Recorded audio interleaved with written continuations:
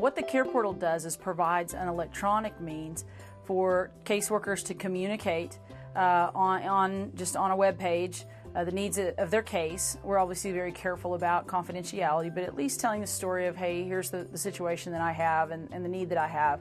And then that email being blasted out to all members of the faith community or all groups from the faith community, particularly churches or Sunday school classes or small groups who are interested in helping. And on the church side, members basically receive an email that says, hey, we need some help.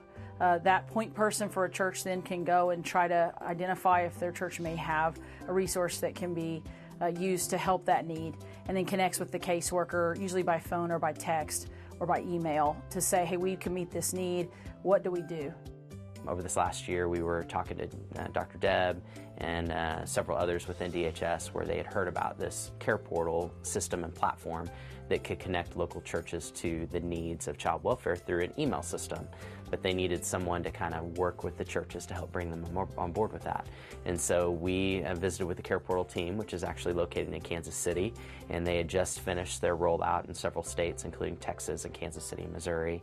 And we said we would love to bring CarePortal to Oklahoma through the 111 Project on their behalf. And so they weren't quite ready to roll it out as an organization, but they said, you know what, let's try this. And so for the first time, they created this partnership with the 111 Project, and we acted on their behalf to bring the tool and the ministry to the state.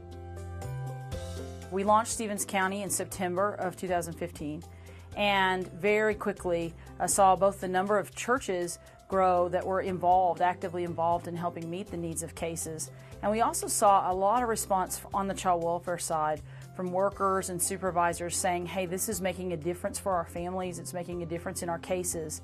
Our main partner in launching the CarePortal is the 111 Project, who has taken this on, and they are projecting the launch of 6 counties for this year. The goal of the CarePortal, we use this language called the grid, and that divides needs up across child welfare in a way that child welfare would understand and the church would understand. And those are needs across prevention, foster care, adoption, or kids aging out of foster care, across 3 levels, which include physical needs, maybe relational type things, and then ultimately familial needs, so foster families, adoptive families. And so the CarePortal can work across that whole spectrum. Right now, strategically, we've started, because it's the area that's the easiest and the most people can be involved, with physical needs. And so right now in the counties that CarePortal is active, any physical need or financial need that a child welfare worker identifies for their families or children in care, they can make that request in those counties and make that request known and give an opportunity or invitation for churches to help.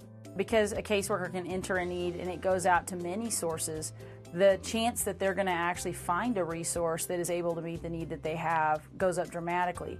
And the people who are on the end, who are interested in helping, they can respond at their leisure instead of having to be by the phone or us be lucky enough to catch them. And so clearly having an electronic means of communicating, it just increases our ability to find the resources we need.